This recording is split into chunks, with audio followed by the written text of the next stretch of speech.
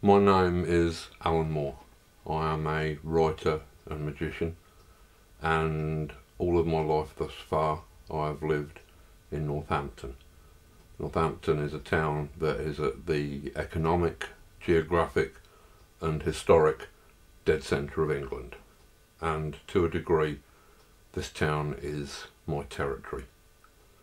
At the age of 40 in 1993, I decided that I had a fairly stark choice in front of me. I could have a midlife crisis, which was fashionable amongst a number of my 40-year-old friends, or I could perhaps attempt something more interesting and go absolutely stark, slobbering mad and declare myself to be a magician.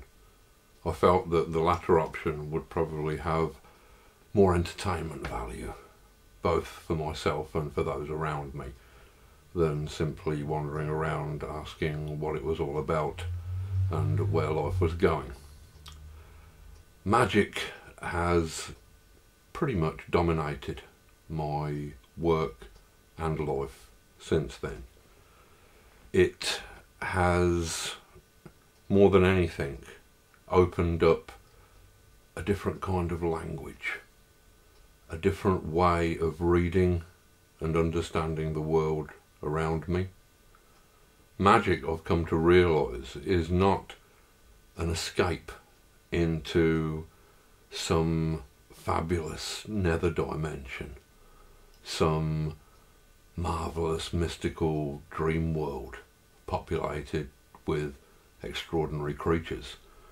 Yes, there are extraordinary creatures and strange dream landscapes that are very much a part of magic, but magic, more than this to me, is a new way of seeing our own world. It's a new language, a new set of eyes, a new way of reading the signs and symbols and messages that surround us every day. Part of that, for me, has been the task of, as a shaman, as a magician, of mapping my territory, trying to understand the streets that I walk down every day, trying to understand the mundane and perfectly ordinary town in which I live from a new perspective, on a new level. For the magician, the act of walking down the street to the shops to buy 20 silk cut is a profound magical act. Part of this is understanding that every moment of our lives we are already living in a magical territory. To some degree, we live within our consciousness. We do not actually see the world. What we see is our perception of the world. That is all we can ever see. Thus, our perceptions, our consciousness, is in some senses a truer reality than the hardcore reality of bricks and mortar that surrounds us. For the magician, the act of walking down a street is less to do with the solid paving slabs beneath his or her feet, more to do with the web of association, of memory, of fiction that surrounds the place through which the magician passes. Any street that you walk down will have layers of association and memory connected with it. It will have memories of when your mother perhaps pushed you down that street in your pushchair when you were 18 months old. You'll perhaps remember playing with your friends there when you were 10, walking a girlfriend home down that street when you were 17. There will be all of these personal layers of recollection and history. On top of that, there will be the history of the place itself. That information that you've managed to cull from history books, town records, famous people that are associated with this site, murders, ghosts. There will also be a layer of rumour, lie, legend, prejudice. A certain neighbourhood is associated with a certain class of people, usually the wrong class of people. This may be justified, it may not be, but it has a certain reality in that that idea will be colouring the thoughts of anybody who passes through that location.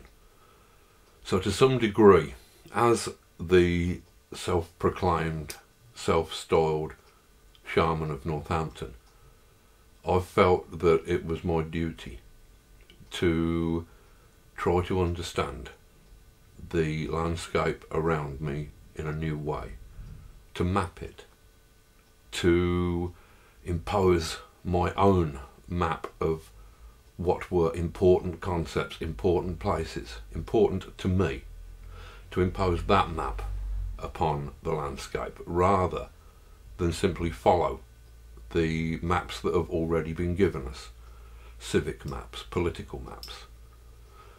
To some degree, in this cusp of the century, we are at a unique standpoint in our history.